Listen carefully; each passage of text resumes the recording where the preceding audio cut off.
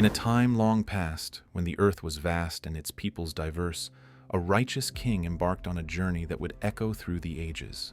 His name was Dhul-Qarnayn, the two-horned one, a man of faith, wisdom, and power, blessed by Allah to traverse the world, establishing justice and protecting the weak.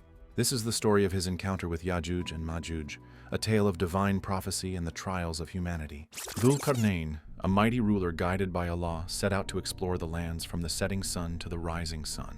He built cities, aided nations, and spread mercy and justice. One day, his travels brought him to a rugged valley between two towering mountains. There, he found a people trembling in fear, their faces etched with worry. These people said, "O great king Dhul-Qarnayn, we live in terror of Ya'juj and Ma'juj, a savage people who descend upon us from beyond the mountains. They destroy our crops, ravage our homes, and spread corruption across the land. Help us, O king, and we will pay you tribute." Then Dhul-Qarnayn, moved by their plight, turned to the people with a heart full of compassion. He sought no wealth, for his mission was greater than gold.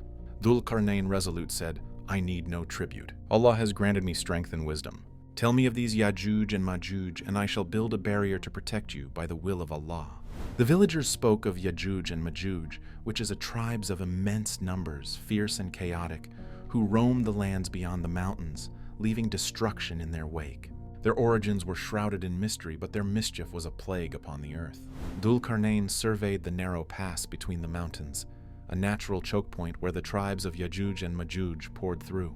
With divine inspiration, he devised a plan to seal them away, not out of vengeance, but to protect the innocent until the time decreed by Allah. He said, "Bring me blocks of iron, molten copper, and all the tools you have. We shall build a barrier so strong that none shall breach it until Allah wills." The people rallied, gathering iron and fuel, laboring day and night under Dhul-Qarnayn's guidance. They stacked massive iron blocks between the mountains, filling the gap. Fires roared as they melted copper, pouring it over the iron to forge an impenetrable wall, smooth and towering, with no cracks or handholds. Dhul-Qarnayn said, "This is a mercy from my Lord, but when the promise of my Lord comes to pass, he will bring this barrier to dust, for his promise is ever true." The wall stood firm, a marvel of strength, sealing Ya'juj and Ma'juj away from the world. The people rejoiced, their lands safe at last. Dhul-Qarnayn departed, his mission complete, leaving the barrier as a testament to Allah's wisdom and power. Centuries passed, and the story of Ya'juj and Ma'juj became a whisper in the hearts of the faithful, a prophecy preserved in the Quran. Allah revealed that the barrier would hold until the day of judgment drew near, when the signs of the end times would unfold. In the final days, as foretold by the Prophet Muhammad, peace be upon him, Ya'juj and Ma'juj will break free. Every day, they strive to breach the barrier, digging and clawing, saying, "Tomorrow we shall break through." But each night Allah restores the wall, keeping them confined. Yet, when the time appointed by Allah arrives, they will say, "Insha'Allah, if Allah wills," and the barrier will crumble.